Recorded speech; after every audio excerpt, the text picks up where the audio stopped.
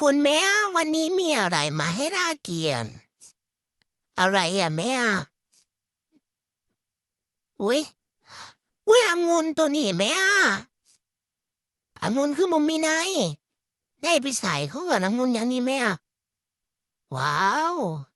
องุ่นอะไรเอ่ยองุ่นไดเม็ดนี่หว่าอุ้ยอร่อยจังเลยแม่แต่ป๊อเปี๊ยะในปากเลยโว้ย